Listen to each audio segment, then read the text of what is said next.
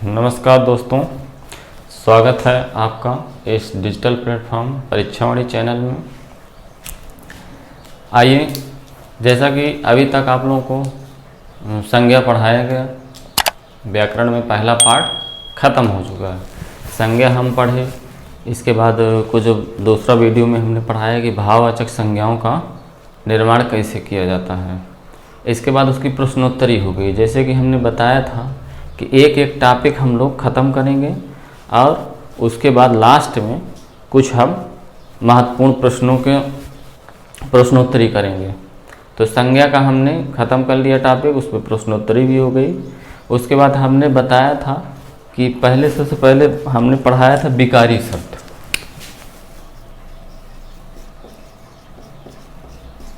विकारी में हम लोगों का चल रहा था, 4 प्रकार के हम बताए थे: संज्ञा, सर्वनाम, विशेषण और क्रिया। संज्ञा को आप लोगों ने पढ़ लिया है। दूसरा पार्ट हम आज स्टार्ट करेंगे, सर्वनाम। तो आइए जानते हैं सर्वनाम क्या होता है। सर्वनाम के बारे में एक बार हम रिपीट कर रहे हैं। विकारी शब्द क्या होते हैं कि जिसपे लिंग, वचन और कारक का प्रभाव पड़ता है, तो उन शब्दों को हम क्या बोलते हैं? विकारी। जैसा कि हमने बताया था कि संज्ञा, सर्वनाम, क्रिया और विशेषण 4 प्रकार के विकारी शब्द होते हैं।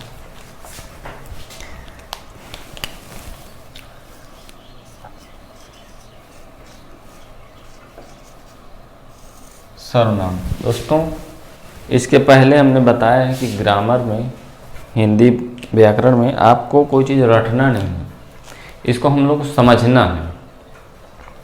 और जब हम लोग कोई चीज़ कॉन्सेप्ट अगर किसी चीज़ का हम समझ जाते हैं तो फिर उसको रटने की ज़रूरत नहीं पड़ती है। बहुत सारे शब्द अभी आप जब ग्रामर पढ़ेंगे देखेंगे, जैसे यही है, वह शब्द हो गया, इसी को देखेंगे कि ये सर्वनाम में भी प्रयोग होता है और यही शब्द जो है विशेषण में भी प्रयुक्त होने लगता है।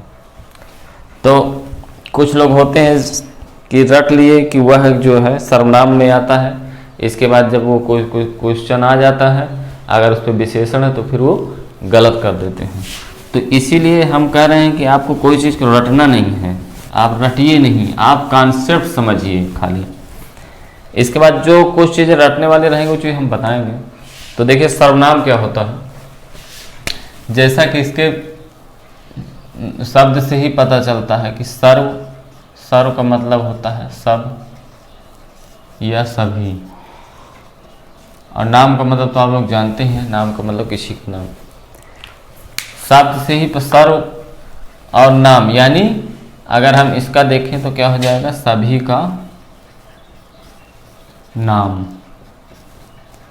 इसका शाब्दिक अर्थ क्या हुआ? सभी का नाम। यानी इसके पहले जो हम संज्ञा पढ़े थे, तो संज्ञा में हम लोग पढ़ते थे किसी व्यक्ति, वस्तु या स्थान के नाम को हम कहते थे, लेकिन यहाँ पे क्या है?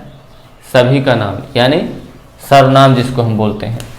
तो और इसकी दूसरी एक परिभाषा क्या है? इसकी परिभाषा है कि जो शब्द संज्ञा के बदले प्रयुक्त होते हैं उनको हम सर्वनाम कहते हैं।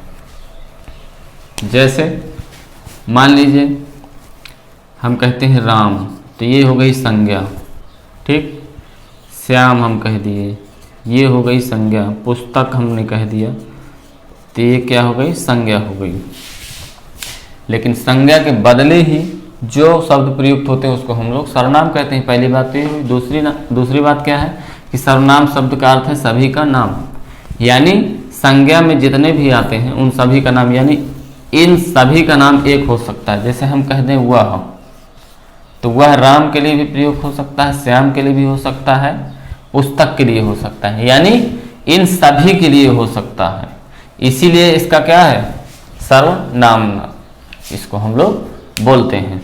जैसे राम के लिए है तो राम के लिए भी वह हो जाएगा, श्याम के लिए भी वह हो जाएगा, पुस्तक के लिए भी हो जाएगा। जैसे हम बोलते हैं वह पुस्तक, तो ये पुस्तक के लिए भी आ गया। वह लड़का मान लीजिए बोलते हैं, तो ये लड़के के लिए भी वह आ गया, या राम श्याम सीता कुछ भी है या किसी स्थान का है। दूसरा चीज हम ये देखते हैं कि ये रिप्लेस कैसे होता है संज्ञा की जगह, कैसे इसको हम लोग प्रयोग करते हैं।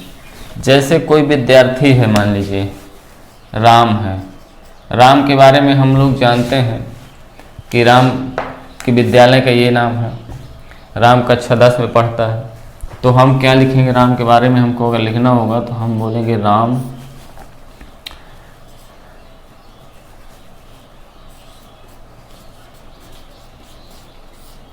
राजकीय इंटर कॉलेज में पढ़ता है। दूसरा चीज हम क्या बोलेंगे? राम कक्षा 10 का छात्र है।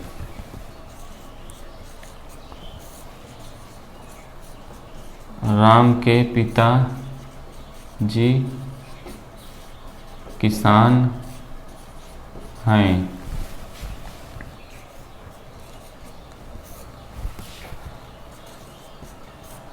राम का घर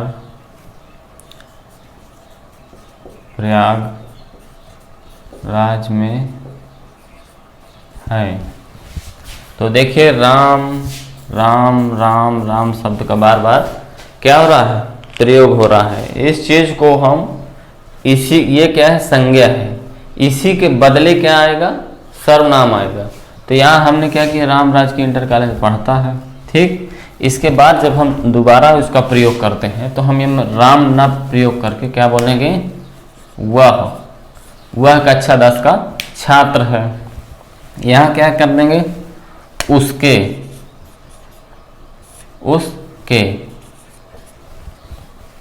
उसके पिताजी किसान हैं। फिर यहाँ क्या कर देंगे? उसका घर प्रयागराज में है। तो देखिए राम के बदले ही, यानी ये संज्ञा के बदले ही यहाँ पे क्या आया है? सर्वनाम आया। उसके, वह, उसका, ये सारी चीज क्या है? सर्वनाम है। इसीलिए इसकी परिभाषा क्या है? जो शब्द संज्ञा के बदले आते हैं उसको हम लोग क्या बोलते हैं? सर्वनाम बोलते हैं। और भी ये मान लीजिए राम के बारे में कोई दूसरा व्यक्ति लिख रहा है, अगर राम स्वयं अपने बारे में लिखेगा ये चीजें, तब देखिए कैसे बदलेगा। तब यहाँ क्या हो जाएगा? मैं, क्योंकि वो स्वयं लिख रहा है। तो मैं राजकीय इंटर कॉलेज में पढ़ता हूँ, मैं कक्षा 10 का छात्र हूँ, यहाँ पे भी मैं आ जाएगा। फिर यहाँ क्या आ जाएगा? मेरे पिताजी, यहाँ मेरे आ जाएगा। फिर यहाँ क्या आ जाएगा? मेरा घर आ जाएगा। तो ये भी सारी चीज क्या हो गई? सर्वनाम हो गई। यानी ये किसके बारे में? राम के बारे में ही सारी चीजें आ रही हैं। यानी राम संज्ञा है, तो हम लोग देख लिए कि सर्वनाम का प्रयोग कैसे होता है। ये खाली मैंने प्रयोग बताया समझाने के लिए कि परिभाषा में जो दिया हुआ है कि संज्ञा के स्थान पर जो शब्द प्रयुक्त होते हैं उनको हम लोग क्या बोलते हैं? सर्वनाम बोलते हैं। तो देखिए मैंने संज्ञा पहले बताया कि राम संज्ञा है। अब राम के स्थान पे ये सारे शब्द प्रयोग हो रहे हैं, जो कि आप लोग जानते भी हैं कि ये सारी चीजें क्या हैं? ये सारे शब्द क्या हैं? सर्वनाम हैं, ठीक। दूसरा चीज हम लोग इसके भेद पढ़ेंगे, प्रकार पढ़ेंगे। ये तो मैंने बता दिया समझाने के लिए, कॉन्सेप्ट के लिए कि होता क्या है, इसका प्रयोग कैसे होता है।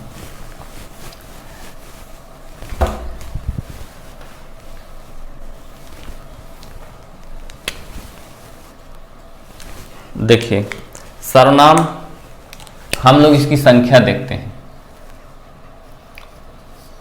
कुल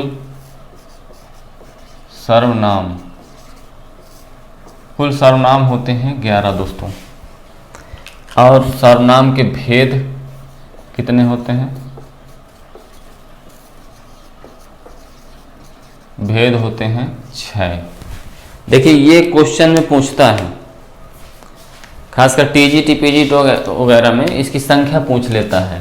निम्न सर्वनाम की संख्या निम्नलिखित में सर्वनामों की संख्या मतलब बताइए कितना है। तो 6 भी ऑप्शन में रहता है, 11 भी आता है। कुछ लोग कहते हैं कि नहीं संख्या इसकी नहीं होती है, भेद कंफ्यूज हो क्या करते हैं, भेद में मार देते हैं, यानी 6 उसको कर देंगे, जबकि ये पूछता है संख्या। तो संख्या हमारी कितनी है, 11। आइए हम देखते हैं वो 11 जो सर्वनाम कौन कौन से होते हैं। देखिए, मैं है, तुम है, आप, यह, वह, जो, सो, कौन, क्या,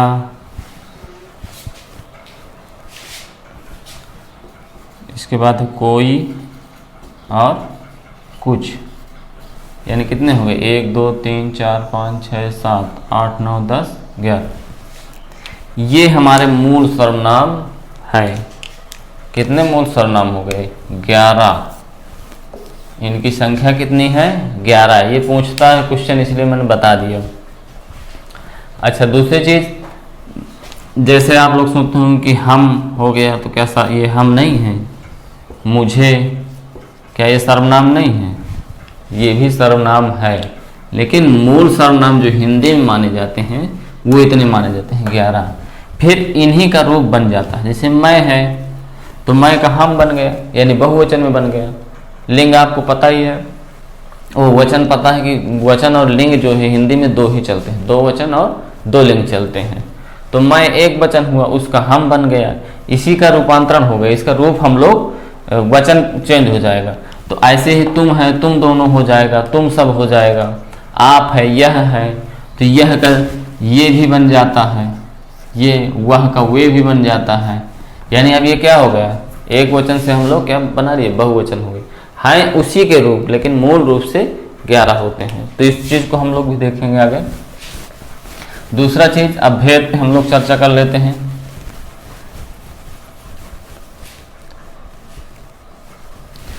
इसको आप लोग स्क्रीनशॉट ले लिया करिए, जो इम्पोर्टेंट हुआ करे, और अपना नोट्स भी बनाते जाइए। देखिए, भेद हम देखते हैं कितने होते हैं इसके भेद। 6 भेद होते हैं। पहला क्या है, पहला है पुरुष वाचक सर्वनाम।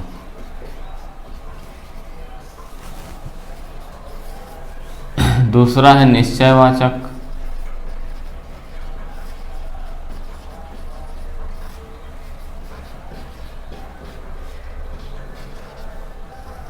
निश्चयवाचक सर्वनाम। तीसरा हो जाएगा अनिश्चय वाचक सर्वनाम।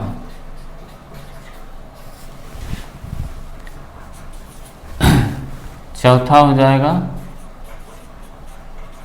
संबंध वाचक सर्वनाम। पांचवा हो जाएगा निजवाचक, निजवाचक सर्वनाम। छठवां और अंतिम है प्रश्नवाचक, प्रश्नवाचक सर्वनाम। देखिए, 6 सर्वनाम हम भेद जान गए क्या क्या है। पहला पुरुषवाचक सर्वनाम, फिर निश्चयवाचक सर्वनाम, फिर निश्चयवाचक सर्वनाम, इसके बाद निजवाचक सर्वनाम है, प्रश्नवाचक सर्वनाम है और संबंधवाचक सर्वनाम है। यानी ये 6 सर्वनाम हम लोग इनको हम लोग एक एक करके पढ़ेंगे। एक एक करके हम पढ़ेंगे, उसकी परिभाषा जानेंगे क्या है, और उसके हम लोग साथ में उदाहरण भी देखेंगे।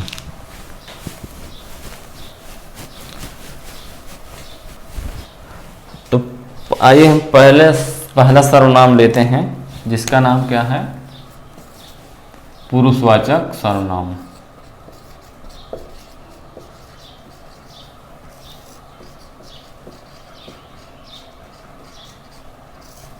देखिए, जैसे इस शब्द से ही पता चलता है पुरुषवाचक, यानी पुरुष, इसमें क्या होगा, पुरुष और स्त्री दोनों आएंगे। इसकी परिभाषा क्या है, ऐसे सर्वनाम, ये ऐसे सर्वनाम होते हैं जो स्त्री या पुरुष के नाम के बदले आते हैं। यानी स्त्री और पुरुष का जब नाम आएगा तो हो जाएगी संज्ञा, और हमने बताया था कि संज्ञा के बदले ही क्या आते हैं, सर्वनाम आते हैं।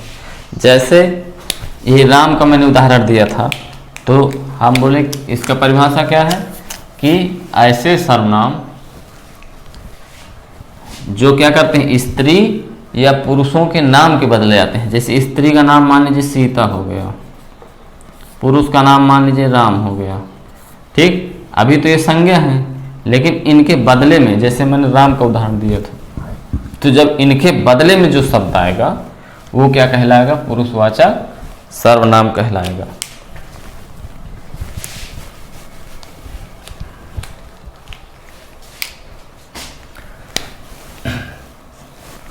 अच्छा, पुरुषवाचक सर्वनाम भी तीन प्रकार का होता है। पहला होता है उत्तम पुरुष, नहीं,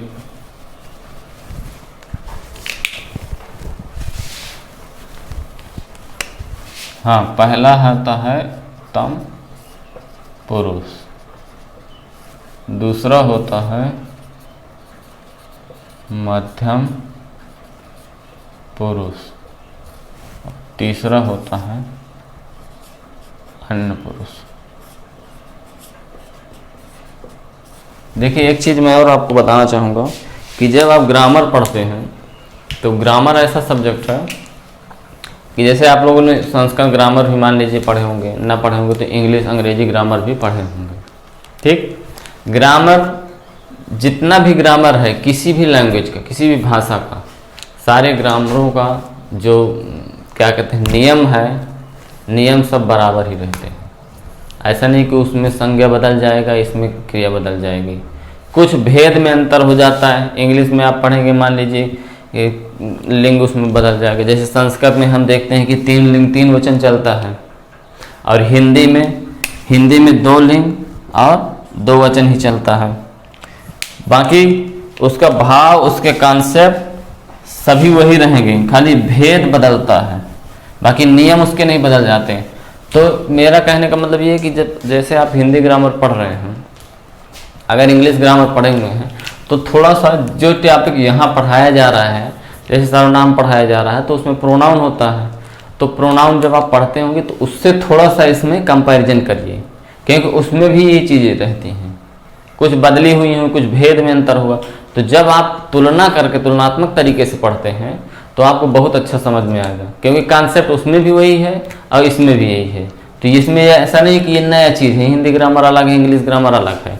ग्रामर के सब नियम, सभी ग्रामर के सभी जितने भी भाषाओं के व्याकरण रहते हैं सारा सेम रहता है। कुछ भेद में जो है मैंने बताया कि भेद प्रकार अलग अलग हो जाते हैं।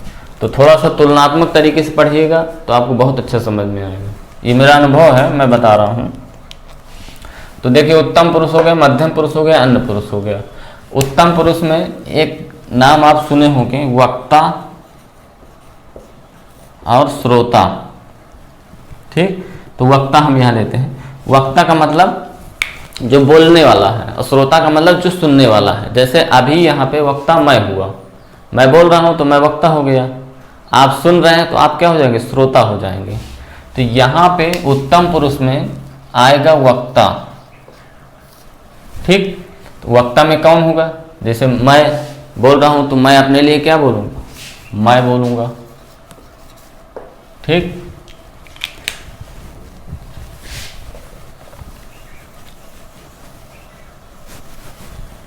तो उत्तम पुरुष में क्या आ गया, मैं आ गया, ठीक। अब मैं के ही रूप हो जाते हैं, मैं के रूप क्या हो जाएगा, हम हो जाएगा, हम दोनों हो जाएगा, हम सब हो जाएगा, मुझे हो जाएगा, ठीक। मध्यम पुरुष में बताया कि श्रोता आता है, यानी सुनने वाला या पढ़ने वाला। तो सुनने वाला या पढ़ने वाला, जैसे तुम लोग हो तो उसमें क्या आएगा, तुम आएगा, तुम सब, ये तो वचन के कारण जो है चेंज हो जाएगा। इसके बाद है अन्य पुरुष। तो अन्य पुरुष में आएगा जैसे किसी का नाम हो गया, यानी ये दोनों छोड़ के उत्तम पुरुष मध्यम पुरुष के अलावा जो आएगा वो किस में आएगा? अन्य पुरुष में। अन्य पुरुष में जैसे किसी का नाम आ गया, मान लीजिए राम। अभी आप कंफ्यूज मत होइएगा कि राम सर लिख दिए हैं, राम तो संज्ञा आता है, ठीक। अभी ये जानिए किसी का नाम, फिर आगे जब आप पढ़ेंगे तो हम बताएंगे कि ये क्या है। राम हो गया, इसके बाद जैसे हम कह दिए बालक, ये हो गया। तो ऐसे शब्द अन्य पुरुष में आएंगे, ठीक। ये दूसरी चीज़, जैसे हमने यहाँ राम दिया तो आप लोग सोच रहे हो कि संज्ञा सर लिख दिए हैं, तो इस चीज़ को अभी डाउट में मत रहिए, आगे हम बताएंगे क्या है ये। अब हम इसका उदाहरण देखते हैं। उदाहरण कैसे होंगे? जैसे उत्तम पुरुष में आया मैं, हम, तो इसका सीधा सीधा वाक्य में प्रयोग कर दिए कि मैं पढ़ता हूँ। ये क्या हो गया? सीधा उत्तम पुरुष का हो गया, पुरुषवाचक सर्वनाम, ये मैं हो गया, ठीक।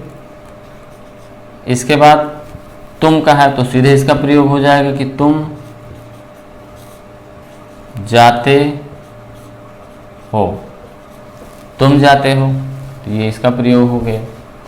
फिर यहाँ हम क्या करेंगे, लिख देंगे, मान लो कह दिए दो बालक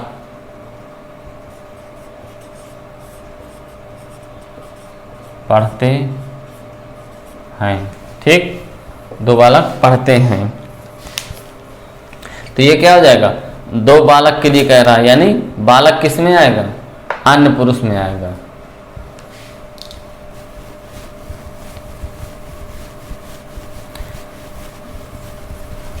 अब इसी चीज को हम लोग जब वाक्य बनाते हैं तो ये चीजें मिक्स भी हो जाती हैं। जैसे मैं, तुम, बालक, तीनों का हम कर्ता के रूप में प्रयोग करके एक लंबा वाक्य बना सकते हैं। तो ये हो गया, क्या हो गया? पुरुषवाचक सर्वनाम हो गया, ठीक। पुरुषवाचक सर्वनाम में और मैं बता दूं क्या आता है? मैं आएगा, हम आएगा, मुझे आएगा, ये इसी के रूप बन जाते हैं, ठीक। इसी में तुम सब, तुम्हें भी आ जाएगा, इसी में वह आ जाएगा, ठीक। यानी हमको ये समझना है कि उत्तम पुरुष में जो वक्ता रहेगा, वक्ता या जो लेखक, लिखने वाला, ठीक, वो आएगा। तो उसमें ऐसे शब्द आएंगे मैं, हम, मुझे। अरे जो लिखेगा मैं ही तो लिखेगा, और पढ़ेगा कौन? तुम पढ़ रहे हो, तो तुम आएगा, तुम सब, तुम्हें आएगा, ठीक। इन दोनों के अलावा जो कर्ता होते हैं हमारे, जो सर्वनाम होते हैं, वो किस में आएंगे? अन्य पुरुष में आएंगे। यानी वो अन्य पुरुष वो यहाँ पे मौजूद नहीं है ना, इसीलिए उसमें वह आएगा, यानी वह की बात हो रही है। बालक आएगा, बालक यहाँ पे नहीं है, यहाँ होता तो हम उसका नाम लेते या सीधे उसको कहते कि तुम, ठीक। और राम हो गया।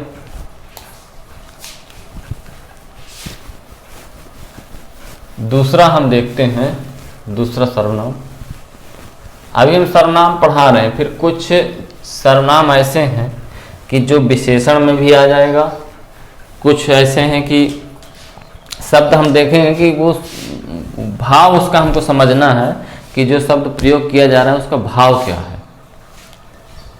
यहाँ पे देखिए दूसरा सर्वनाम है निश्चयवाचक सर्वनाम।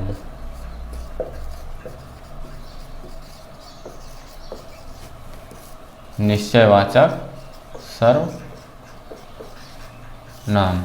निश्चयवाचक सर्वनाम क्या होता है कि निश्चय, जैसे शब्द ही लिखा हुआ है यहाँ पे निश्चय। निश्चय का मतलब किसी चीज का फिक्स होना, किसी चीज का निश्चित होना।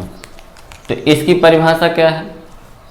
जब कर्ता के पास या श्रोता के पास कोई पास या दूर रखी हुई वस्तु का निश्चय होता है, यानी कोई जैसे वस्तु है उसका अगर ये निश्चित हो जाए कि ये पास में रखी हुई है कि दूर में रखी हुई है, तो हम लोग उसको क्या बोलेंगे? निश्चयवाचक सर्वनाम बोलेंगे। इसमें क्या आएगा? इसमें आता है यह और आता है वह, ठीक। यह दोस्तों क्या है? ये है एक वचन, ठीक, वह भी क्या है, ये भी है एक वचन। इन्हीं का क्या हो जाता है, यह का बन जाता है ये, तब ये हो जाता है बहुवचन, और वह का बन जाता है वे, तब ये हो जाएगा बहुवचन। यानी वह का बहुवचन क्या है, वे है, और यह का बहुवचन क्या है, ये है। यह क्या है, एक वचन है, वह क्या है, एक वचन है, और इन दोनों का बहुवचन ये और वह। दूसरी चीज हमको ये समझना है कि जो यह है, ये जो है पास की वस्तु के लिए है, पास की वस्तु के लिए, और ये वह है, ये क्या है, दूर की वस्तु के लिए। ठीक, ये जरूरी नहीं वस्तु के लिए आएगी, व्यक्ति के लिए भी आएगा, तो हम लोग देखेंगे कि उसमें अंतर क्या रहता है। तो पास के अगर कोई वस्तु के अगर निश्चय होता है, जैसे हम लोग बोलते हैं, मान लीजिए पुस्तक रखी है कोई, तो अगर हम बोलते हैं कि यह पुस्तक, या बोलते हैं यह मेरी पुस्तक है, तो वो क्या है, वो पुस्तक बहुत दूर नहीं रखी हुई। अगर हम यह कहते हैं तो इसका मतलब वो पुस्तक हमारे पास में रखी होगी। इसीलिए इसका प्रयोग क्या होता है, पास की वस्तु के लिए होता है, और वह का प्रयोग होता है दूर की वस्तु के लिए। जैसे हम यही देखते हैं,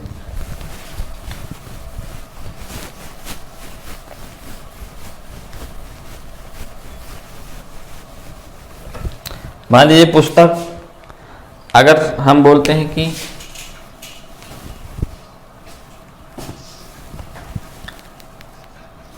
यह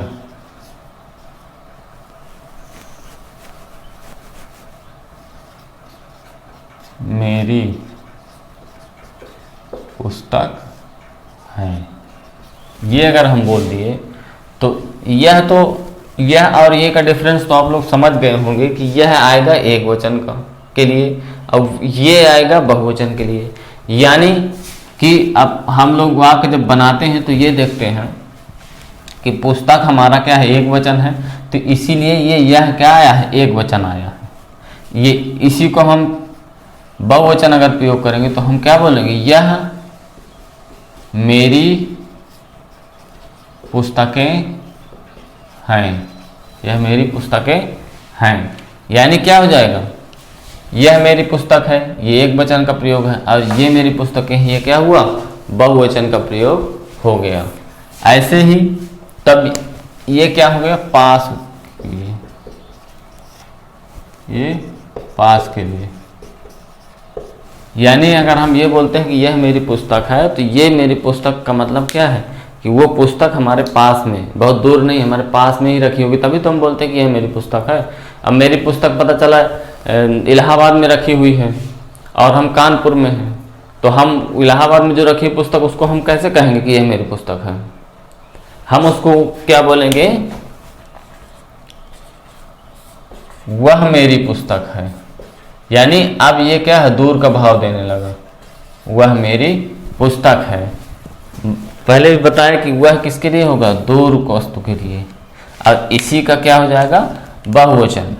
यानी जैसे कह दें, वे कलमें मेरी हैं,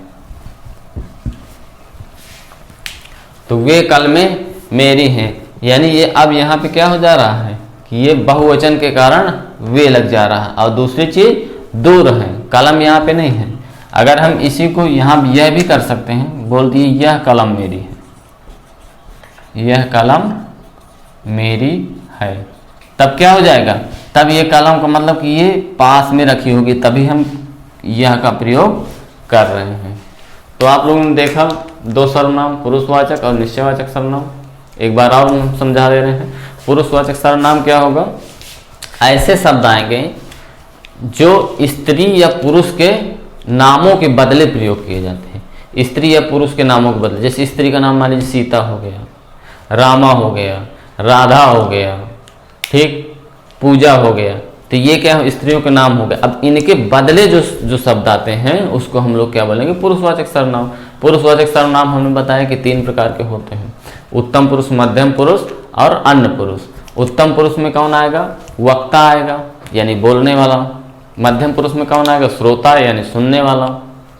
वैसे ही हम बोलते हैं कि क्या कहते हैं, उत्तम पुरुष में मान लीजिए वो लिखने वाला आएगा, तो लिखने वाला जब आता है उत्तम पुरुष में, तो मध्यम पुरुष में क्या होगा? उसी चीज़ को पढ़ने वाला हो जाएगा।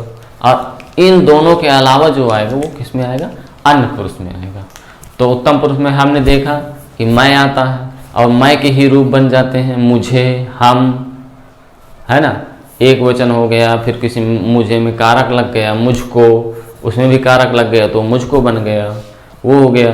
तो मध्यम पुरुष में हमने पढ़ा कि उसमें आएगा तुम, तू, आप भी आता है, ये आप भी आएगा। अभी आपको आप लोग पढ़ेंगे इसका प्रयोग कि ये निजवाचक सर्वनाम भी हो जाता है प्रयोग के आधार पे, और क्या कहते हैं, मध्यम पुरुष का यानी पुरुषवाचक सर्वनाम में भी इसका प्रयोग किया जाता है। तो इसको हम लोग आगे जब पढ़ेंगे तो इसको देखेंगे।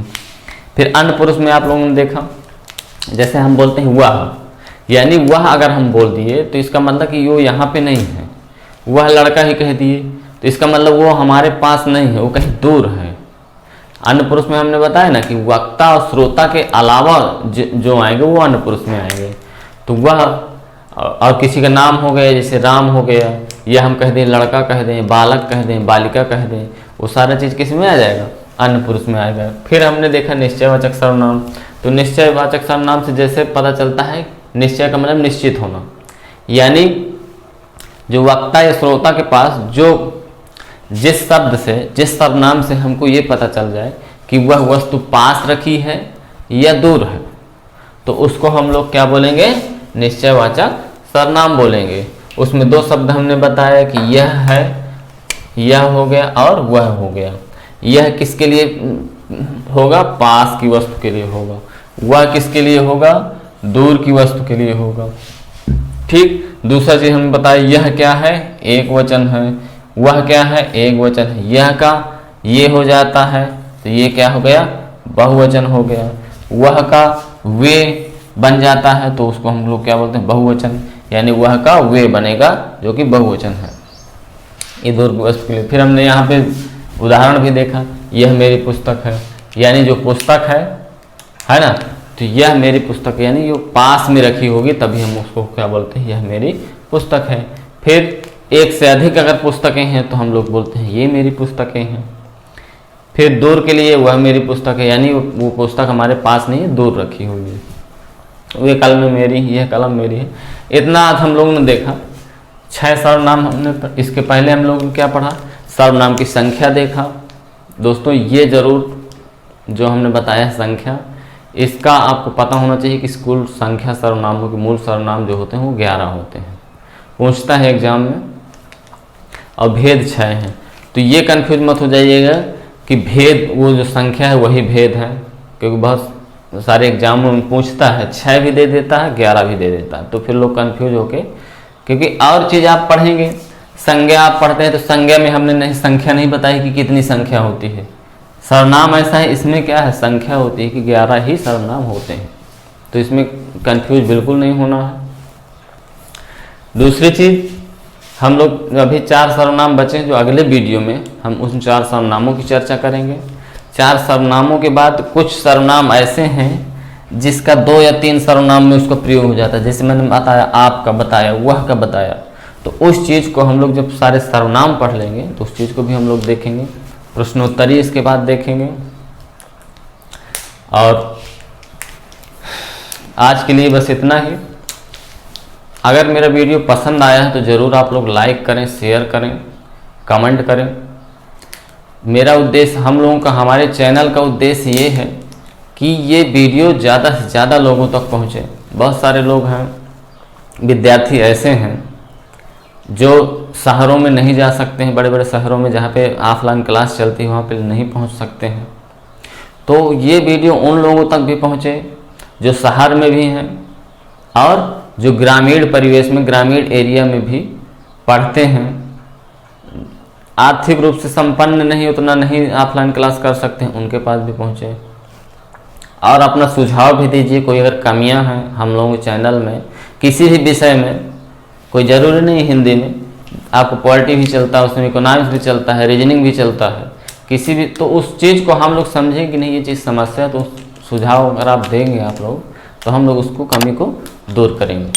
चलिए आज के लिए बस इतना ही, धन्यवाद।